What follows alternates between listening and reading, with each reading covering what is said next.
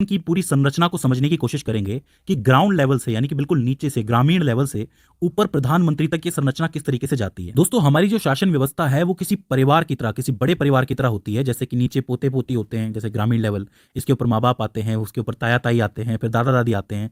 इसी तरीके से जो पूरी संरचना है ऊपर तक जाती है। अब इसको समझने के लिए हम लोग शुरुआत करेंगे ग्रामीण क्षेत्रों के साथ कि ग्रामीण क्षेत्रों में क्या होता है। ग्रामीण क्षेत्रों में गांव के लोग हैं, आपको पता है। ये सारे गांव के लोग मिलकर बनाते हैं एक सभा, यानी कि ये सारे मिलते हैं एक जगह पे, जिसको आप ग्राम सभा कहते हो।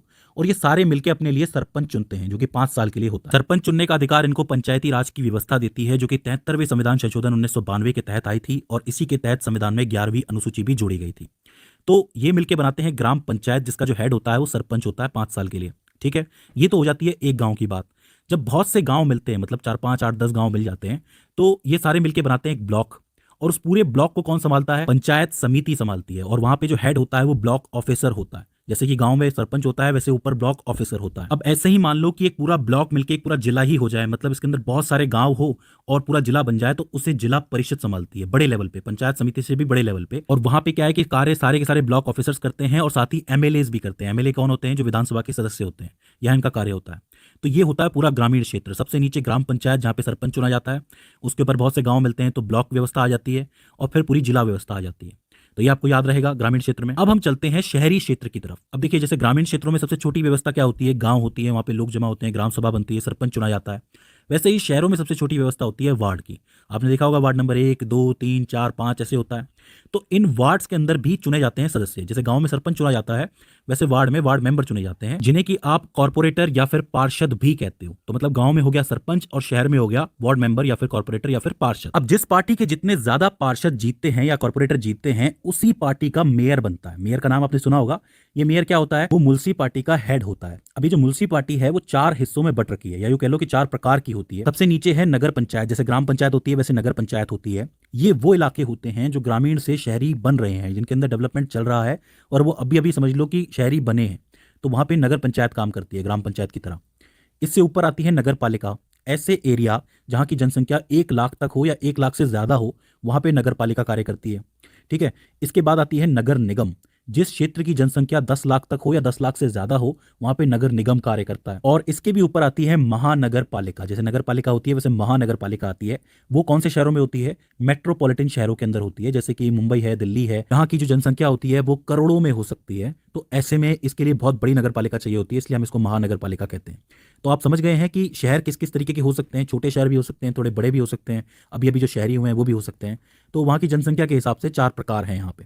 तो आपको ग्रामीण क्षेत्र समझ में आया, ग्राम पंचायत, पंचायत समिति, जिला परिषद। और शहरी क्षेत्र समझ में आया, नगर पंचायत, नगर पालिका, नगर निगम, महानगर पालिका। इन सबसे मिलकर बनता है एक जिला, जिसको आप डिस्ट्रिक्ट कहते हो। और उस पूरे जिले को कौन संभालता है? डिस्ट्रिक्ट मजिस्ट्रेट संभालता है, जिसको आप डीएम या फिर आईएएस ऑफिसर भी कह सकते हो।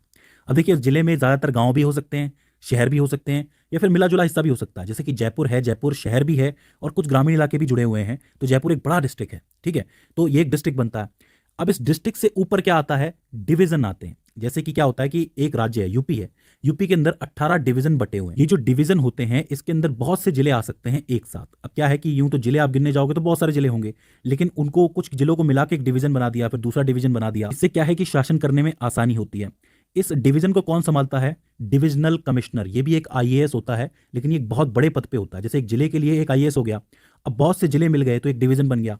उस डिवीजन के ऊपर एक आईएएस बैठा है जो काम करेगा, उसको डिविजनल कमिश्नर भी कहा जाता है। ये डीएम से अलग है। ठीक है। अब जब आप सारे डिवीजन मिला दोगे तो एक राज्य बनेगा। जैसे 18 डिवीजन मिला दिए तो उत्तर प्रदेश राज्य, स्टेट बन गया।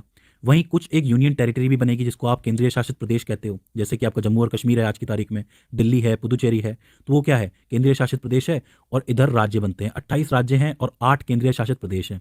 राज्यों की व्यवस्था तो आपको पता है, राज्यपाल होता है, विधानसभा होती है, उसमें मुख्यमंत्री होता है, विधान परिषद भी हो सकता है अगर जरूरत पड़े तो।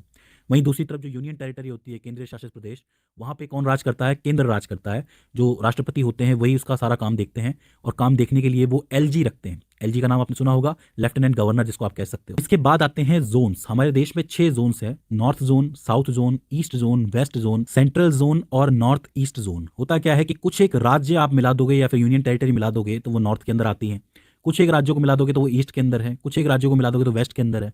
इस तरीके से 6 जोन्स बने हुए हैं। इन जोन्स को कौन टैकल करता है, मतलब इनका चेयरपर्सन कौन होता है? गृह मंत्री। जैसे कि अभी हमारे गृह मंत्री अमित शाह हैं, तो वो चेयरमैन होते हैं जोन्स के, और जो वाइस चेयरमैन होता है वो मुख्यमंत्री होता है। जैसे कि कोई जोन है, उस जोन में थोड़े बहुत राज्य हैं, जैसे कि आपका वेस्ट जोन है, उसमें बहुत से राज्य हैं, उन सभी राज्यों के अपने अपने मुख्यमंत्री भी होंगे।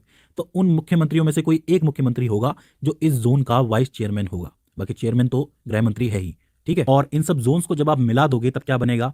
भारतीय संघ बनेगा, या फिर यूनियन गवर्नमेंट बनेगी, जिसको आप पार्लियामेंट कहते हो, मतलब भारतीय सरकार बनेगी। और इस सरकार के जो हेड होते हैं वो राष्ट्रपति होते हैं। इसके अलावा लोकसभा है, राज्यसभा है, उसमें आपके प्रधानमंत्री है, प्रधानमंत्री की जो मंत्रिपरिषद है वो है, और ये सारी चीजें मैं आपको पढ़ा चुका हूं। इस तरीके से ग्रामीण लेवल से लेके ऊपर तक, पार्लियामेंट तक हमारी शासन व्यवस्था चलती है, बिल्कुल एक परिवार की तरह।